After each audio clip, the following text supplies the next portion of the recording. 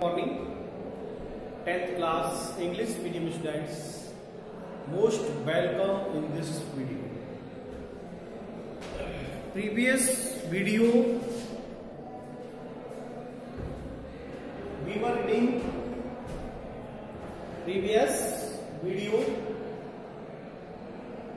reading. Work, definition of work, formula of work, examples of work. कि work है क्या? Work equal to force multiply displacement along the direction of force is called work. Work equal to force multiply displacement. Today we will reading a new topic, units of work. तो आज बेटा हम आज की video में बात करेंगे unit of works कि वर्क की यूनिट क्या है. ठीक है, तो now discuss units of work. In topic units of work.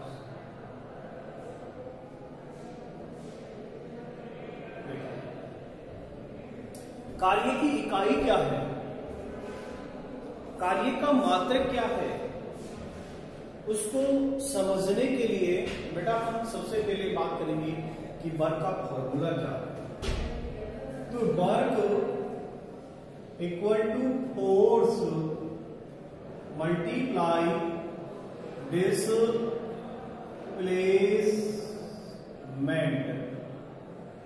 Force multiply displacement.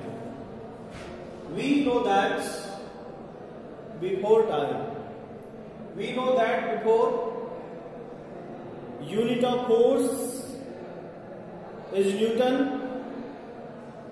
and displacement, unit of displacement is meter. तो देखिए ना इसकी क्या यूनिट होगी. We know that, हम जानते हैं, क्या जानते हैं कि unit of force newton and unit of displacement metre. Unit of force newton and unit of displacement metre. तो क्या होगा फिर यहां पर फोर्स की यूनिट क्या आएगी. Unit of force newton multiply unit of displacement metre. और न्यूटन इंटू मीटर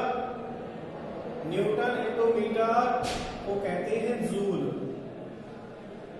क्या कहते हैं? जूल कहते हैं. तो यूनिट ऑफ वर्क क्या आएगा. यूनिट ऑफ वर्क इज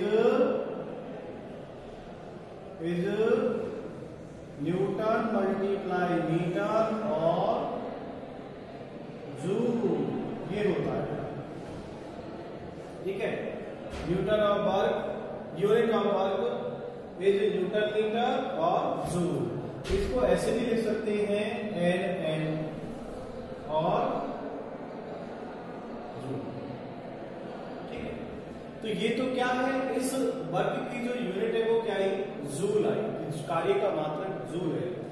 इसलिए हम डायरेक्टली कहेंगे unit of work is joule. Prescott Joule, हेनरोवर प्रेस्कॉट जूल के ऑनर में इसका जो यूनिट है उसका नाम रखा जूल. ठीक है, देन अब हम बात करेंगे इसकी, ये जो कार्य की जो यूनिट है, वर्क की यूनिट जूल. इससे छोटी भी यूनिट होती है जिसे हम कहेंगे अर्ग. उसको निकालने के लिए क्या करें, देखिए यूनिट ऑफ वर्क तो हो गया जूल. अब हम थोड़ा और आगे चलते हैं कि वी know that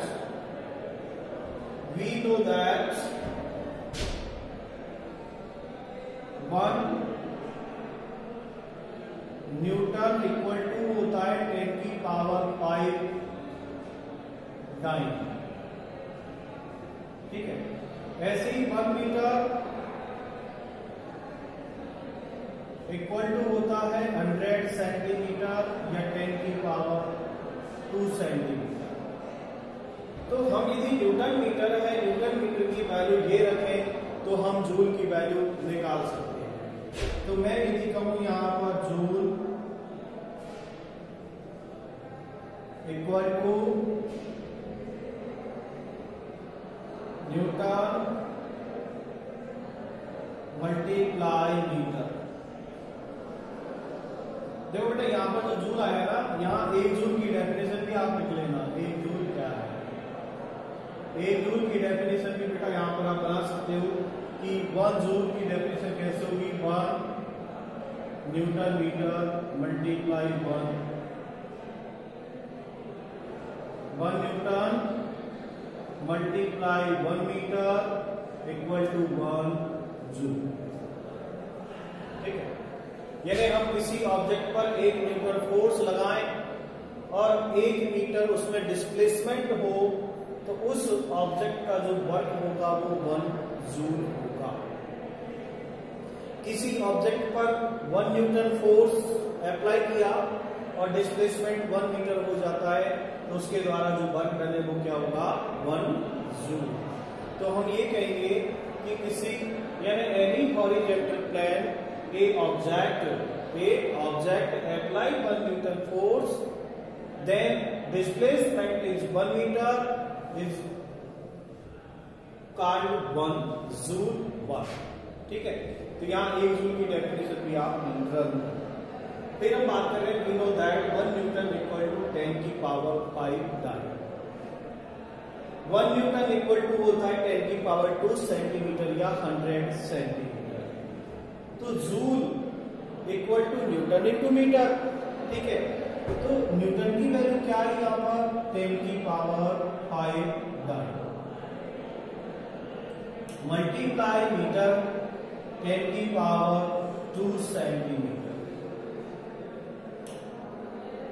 ठीक है, तो 10 की पावर 5 मल्टीप्लाई 10 की पावर 2 ये हो गया 10 की पावर 7 डाइन सेंटीमीटर। और डाइन सेंटीमीटर को कहते हैं अर्ग। क्या कहते हैं, अर्ग। तो यहां joule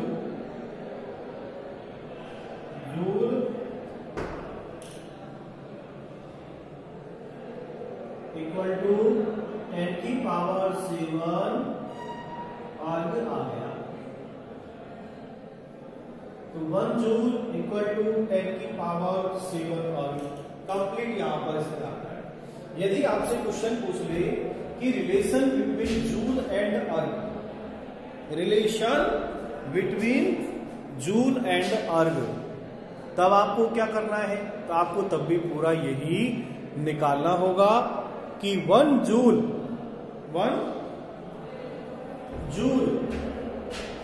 equal to newton multiply metre, 1 newton equal to 10 की power 5 dyne and metre equal to 10 की पावर 2 सेंटीमीटर। इनको कैलकुलेट किया 10 की पावर 7 डाइन, और 10 की पावर 7 डाइन क्या है, मीटर, आगे भी कहते हैं इसको। ठीक है, तो 1 जूल इक्वल टू ये तो आपको दिख नहीं रहा होगा, इसमें मैं ऊपर लिख देता हूं उसको। यहां क्या I value, 1 joule equal to 10 की पावर 7 अर्ग। ये रिलेशन होता है जूल और अर्ग कि यदि हमें 1 जूल में अर्ग निकालना है तो हम इस तरह निकाल सकते हैं कि 1 जूल इक्वल टू 10 की पावर 7 अर्ग। ठीक है, अब मैं आपको एक न्यूमेरिकल देता हूं, एक न्यूमेरिकल, एक क्वेश्चन लिख लें। एक question, if during a journey, आप एक यात्रा कर रहे हैं, if during a journey you lift ए, आप यात्रा कर रहे, सफर कर रहे, you lift A 12 kg bag, एक 12 किलो का बैग आपके पास फैला है।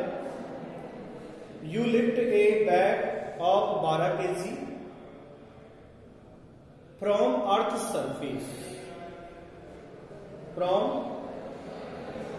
Earth surface on your back, और आप पीठ पर रखते हैं, अप्रेसिंग उठाकर पीठ पर रखते हैं, it at a height of 1.5 metre, then calculate the amount of work done of the bag. ठीक है, तो आप सफर कर रहे हैं, जर्नी में हैं आप, और आप एक बैग को उठाते हैं। तो क्वेश्चन आप एक बार रिपीट कर लें। If during a journey you lift A bag of 12 kg from earth surface on your back of racing it at a height of 8 meter, 1.5 meter, then calculate the amount of work done on the bag. Z की value आप जानते हैं, ठीक है। तो देखिए इसका कैसे होगा।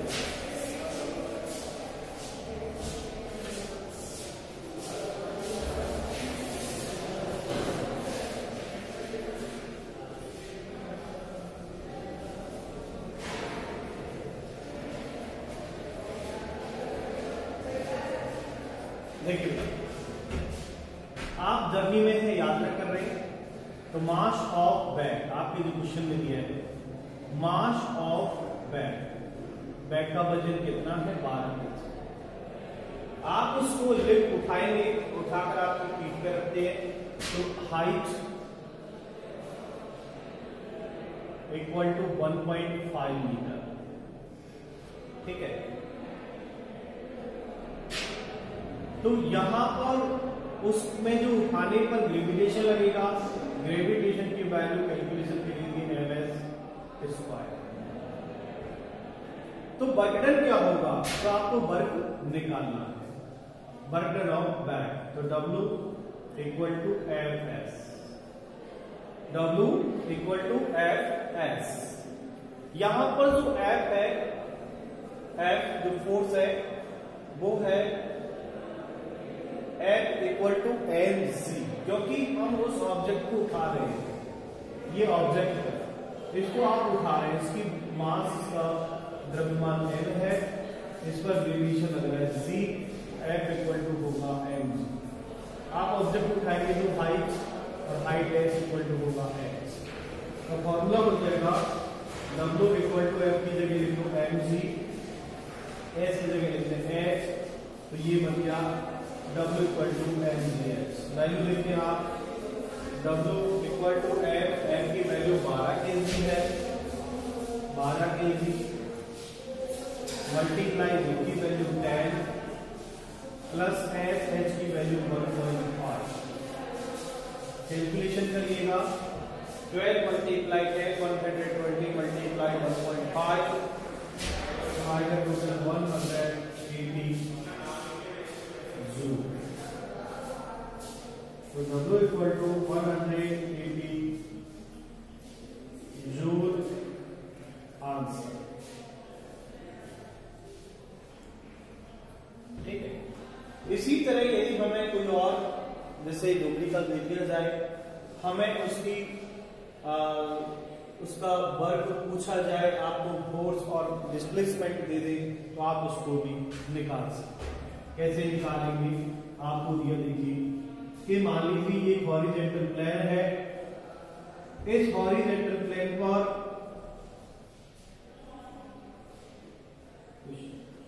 पहले आप इसको उतार लें,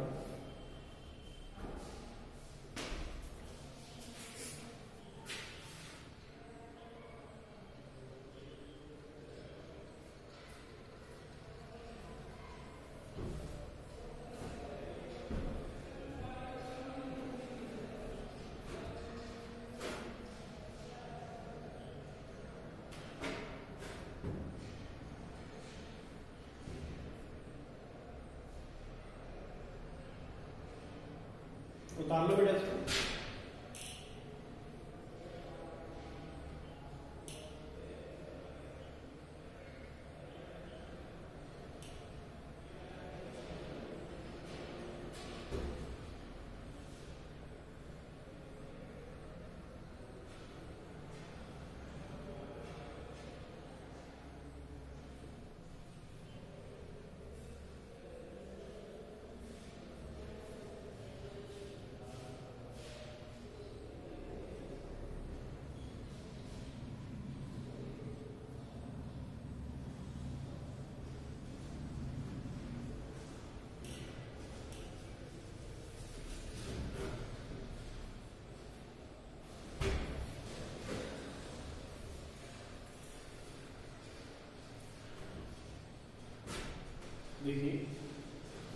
एक क्वेश्चन और आपको देता हूं मैं कि जैसे ये कोई हॉरिजॉन्टल प्लेन है, इस हॉरिजॉन्टल प्लेन पर ये कोई ऑब्जेक्ट है, ठीक है, ऑब्जेक्ट।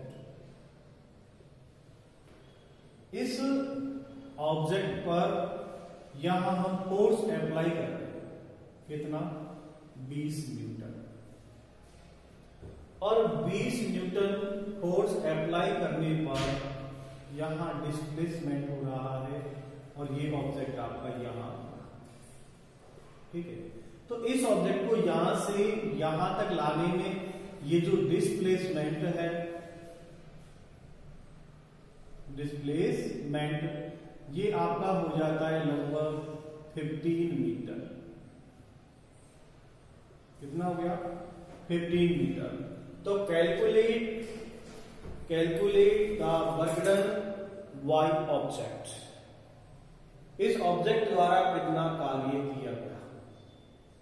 तो ए object on apply 20 Newton force, then displacement of 15 meter, then calculate of work done by object। ये क्वेश्चन है, इसका सॉल्यूशन करें। सॉल्यूशन तो आपको पहले जो डिजिट दी जाती है उनको देखें, कौन कौन सी डिजिट दी है, उनके अनुसार आपको कैलकुलेशन करना है। तो यहां आपको फोर्स दिया है, तो force F equal to 20 newton, ठीक है। एक आपको डिस्प्लेसमेंट दिया है, डिस्प्लेसमेंट को हम इससे रिप्रेजेंट करते हैं ऐसे, ये आपको दिया है 15 मीटर। अब वर्क डन आपको निकालना है, तो W equal to question mark, ठीक है, W equal to question mark. तो फॉर्मूला, और फॉर्मूला आप जानते हैं W इक्वल टू होता है Fs। लेकिन यह देखना है कि ये जो फोर्स और डिस्प्लेसमेंट दोनों एक ही दिशा में है। एक दिशा का मतलब यहां पर थीटा इक्वल टू 0 डिग्री है, ठीक है। थीटा की वैल्यू आएगी नहीं, तो W equal to Fs cos theta लिखें तो W इक्वल टू Fs ही आएगा। W इक्वल टू F की वैल्यू कितनी है, 20 न्यूटन, ठीक है, मल्टीप्लाई 15 मीटर, 20 न्यूटन 15 मीटर, तो W इक्वल टू, एक को आप मल्टीप्लाई करोगे क्या आएगा, 300। तो यूनिट क्या है, unit of work joule, unit of work क्या है, जूल। तो W इक्वल टू क्या आ गया, 300 जूल ऑन सर, ठीक है। तो ऐसे ही आपको ये सवाल इस तरह निकालना है। यदि ऐसे ही मान लो हमें कोई ऐसा क्वेश्चन दे दिया कि कोई ऑब्जेक्ट है और ऑब्जेक्ट है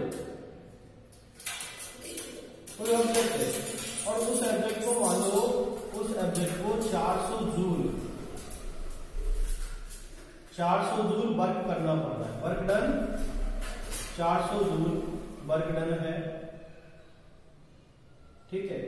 और 400 जूल वर्क डन करने पर, 400 जूल वर्क डन करने पर यदि वो 25 मीटर डिस्प्लेसमेंट होता है, ठीक है, तो जो फोर्स है वो कितना होगा, क्वेश्चन मार्क। तो ऐसे क्वेश्चन भी हम कर सकते हैं। ऑब्जेक्ट जो 400 जूल उसने कार्य किया, 25 मीटर डिस्प्लेसमेंट हुआ, तो फोर्स कितना लगाया होगा। ऐसे क्वेश्चन के लिए भी आप W इक्वल टू, ये भी आप फॉर्मूला लगाएं, देखो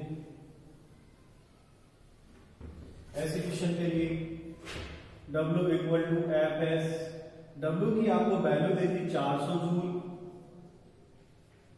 फोर्स आपको निकालना है, मल्टीप्लाई कितना, 25 मीटर, ठीक है। तो F इक्वल टू, F आप निकालोगे तो ये 400 जूल अपॉन 25 मीटर, ठीक है। जब आप निकालोगे इसकी वैल्यू कितनी आएगी, देखो 16 न्यूटन।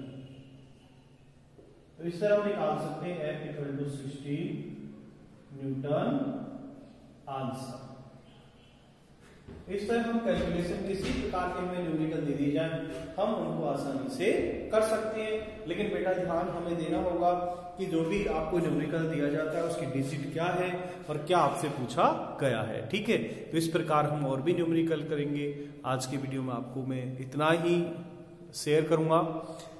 देन यदि ऐसे ही ऑब्जेक्ट और हो एक हॉरिजेंटल प्लेन पर, और उस हॉरिजेंटल प्लेन पर मान लीजिए कि जैसे एंगल बनाती हो ये ऑब्जेक्ट है और ये इसको आप जैसे आप प्लेटफॉर्म पर खींच रहे तो आपका जो बैग है वो तो प्लेटफॉर्म पर चल रहा है, हॉरिजेंटल पैरेलल है, लेकिन आपने जो फोर्स लगाया वो थीटा एंगल है। यदि आप 30 एंगल लेते 30 बनाते तो उसकी वैल्यू होती है √3/2।